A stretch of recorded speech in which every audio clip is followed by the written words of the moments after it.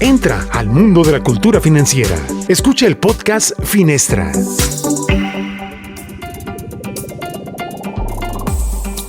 Hola, bienvenido. ¿Alguna vez te has preguntado qué tan posible es tener 0 deudas y contar con un capital para invertir y ganar dinero? Te invitamos a que nos acompañes en el podcast de hoy, donde vamos a platicar al respecto. Decía el físico y filósofo inglés Isaac Newton: si consigues ver más lejos, es porque has logrado apoyarte en los hombros de gigantes. Esta máxima aplica al tema del que estaremos platicando con los expertos. Soy la periodista Gabriela Chávez y tengo el gusto de saludar a los analistas de Finestra, Imelda Flores y Miguel González, junto con Patti Castellanos, encargada de relaciones públicas de esta firma que impulsa la cultura financiera, y mi colega Raúl Curiel, quienes me acompañan en este podcast.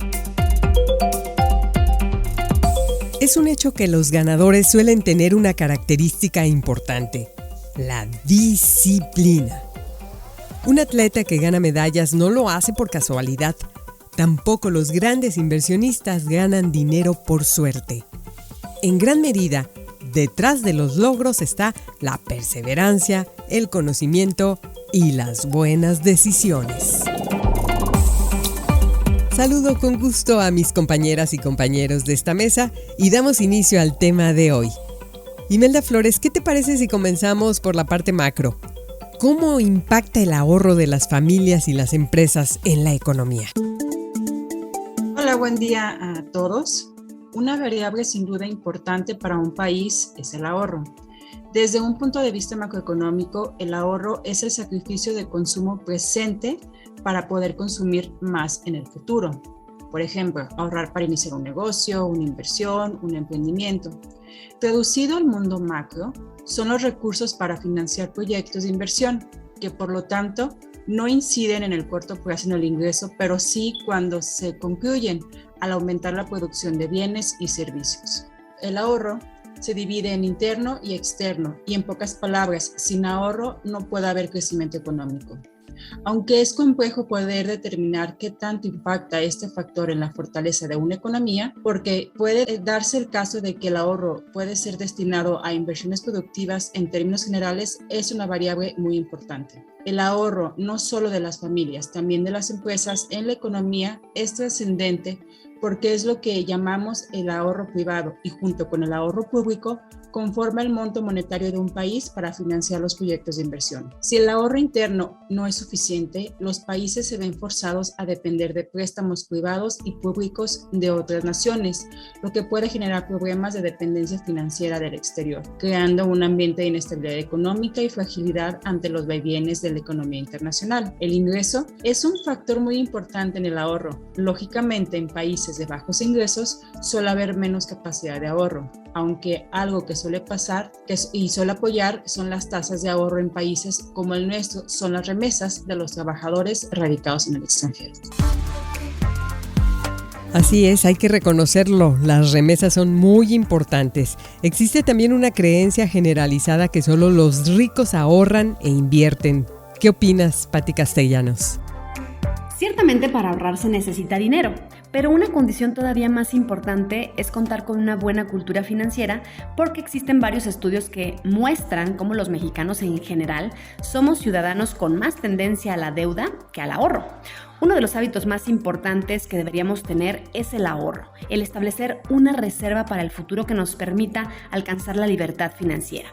Cuando tomamos conciencia que el poder crear un capital, por pequeño que éste sea, resulta muy importante para lograr metas, como puede ser ayudar en el futuro para cubrir gastos como la educación de nuestros hijos, la construcción de nuestra propia casa o simplemente estar preparados para tiempos difíciles o una emergencia, es cuando comenzamos a buscar la forma de reservar parte de nuestros ingresos al ahorro. Algo que tenemos que tener en cuenta, como ya lo comentaban, es que al ahorrar no solo impactamos nuestra economía personal, sino también ayudamos al desarrollo de nuestro país. Si bien es importante concientizar a las personas sobre la importancia de reservar fondos para el futuro, también hay que entender que cuando ahorramos e invertimos dentro del sistema financiero, estamos contribuyendo al desarrollo económico de nuestro país y en consecuencia creando un beneficio para nosotros mismos. Para fomentar el ahorro también es necesario que las instituciones financieras financieras de México lo estimulen con productos de inversión atractivos y altamente redituables, sin importar si es un pequeño o un gran inversionista. Pero también, como ya lo hemos comentado, es importante educarnos más para aprender a ahorrar e invertir, porque los porcentajes de gente con conocimientos financieros y el número de usuarios de servicios financieros formales siguen siendo muy bajos.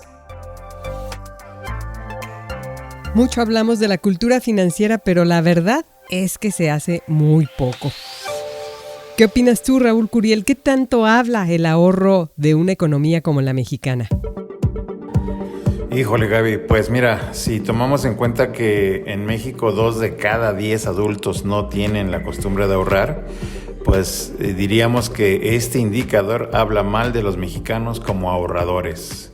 Es una triste pero cruda realidad. Desgraciadamente, el coeficiente de ahorro en América Latina en general es bajo, con un promedio de 17%, mientras que en el vecino país del norte es de alrededor del 33% y de 35% en los países asiáticos. Y bueno, pues esto no es casualidad que en China, la economía que más crecimiento ha tenido en las últimas 3 décadas, pues sea también uno de los líderes en el ahorro interno a nivel mundial.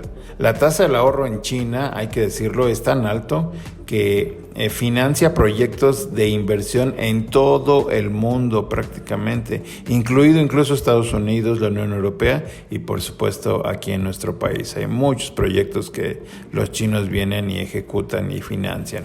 El tema de la pandemia, si bien ha servido para que más personas consideren la urgencia de aumentar sus ahorros, también trajo algunas consecuencias negativas, como el que más personas recurran a mecanismos informales para guardar su dinero o para pedir prestado.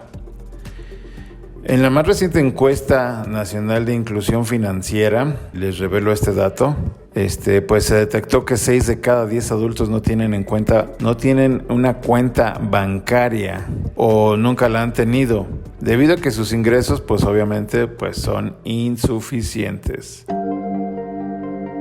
De hecho, se prevé que ante la escasez de ingresos, la población mexicana destinará menos recursos al ahorro durante el presente sexenio, ya de por sí austero sexenio. Entonces, pues todo esto, de acuerdo con el Fondo Monetario Internacional, el ahorro en nuestro país representaba 21% del Producto Interno Bruto allá por el año de 1918, y ya para el 2020 cayó al 20%. Pero además hay malas noticias, pues se pronostica que este indicador llegará a 17% en el 2024, y bueno, pues ese sería su nivel más bajo desde la crisis de 1994. Tomen nota. Y bueno, siendo justos, no todo es culpa de los ciudadanos de a pie.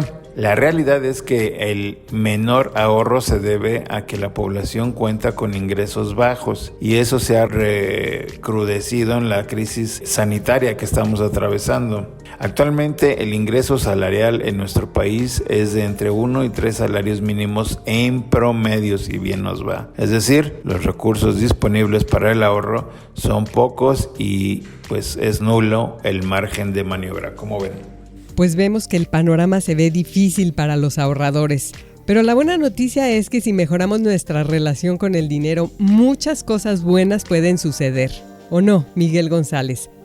Cuéntanos, ¿qué están haciendo los asesores financieros en Finestra al respecto? Claro que sí, Gaby.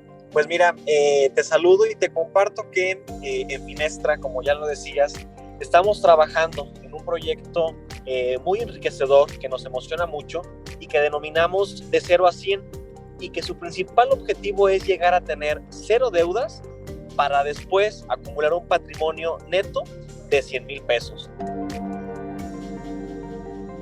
Y es que hablar de finanzas personales es hablar más sobre personas y su comportamiento que sobre el mismo dinero. Somos nosotros como individuos con sentimientos, emociones y ciertos conceptos arraigados y varios paradigmas, quienes tomamos las decisiones financieras que marcarán, para bien o para mal, nuestra relación con el dinero. Es decir, nosotros elegimos entre un trabajo tradicional o iniciar un negocio que a la vez generará ciertos ingresos.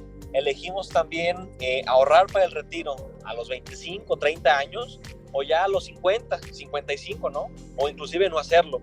Elegimos comprar un coche nuevo de agencia o juntar un fondo de emergencias. Elegimos platicar con nuestra pareja sobre la situación financiera de la familia o no hacerlo porque es un tema complicado. Imagina, por ejemplo, que quieres mover un automóvil con el freno de mano puesto. Pues la verdad es que es prácticamente imposible. Así son las deudas. Son un freno para tus finanzas personales, ya que limitan tu capacidad de acción en el presente y más aún, si no son controladas, pueden afectar durante años tu economía, incluso destruirla. Es por eso que recomendamos enérgicamente que empieces a planear tus finanzas personales atacando primero el problema de deudas. Y es que juntar 100 mil pesos de patrimonio neto una vez que terminaste con tus deudas, pues se vuelve mucho más fácil y es una meta muy atractiva. Lo ideal es hacerlo lo más rápido posible. Y como todo gran viaje comienza con un paso, pues así tu tranquilidad financiera puede empezar con esa cantidad. Miguel, ¿y qué es lo que tienen que hacer las personas para poder conocer el proyecto, este plan? ¿Cómo pudieran conectarse a una posibilidad o a una meta como la que nos estás platicando? Claro que sí, Gaby. Pues mira, en las redes sociales, tanto de Facebook como Instagram del proyecto, que es instagram.com y facebook.com /de 0 a 100 con número by Finestra, y con muchísimo gusto les brindaremos la información.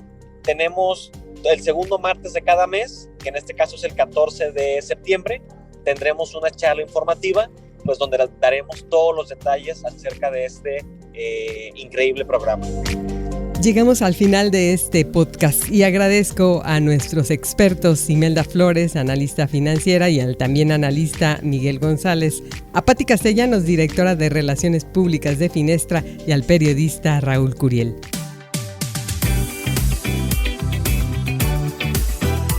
Yo soy Gabriela Chávez y te espero en el próximo podcast. Esto fue el podcast Finestra, Mundo de la Cultura Financiera. Hasta la próxima.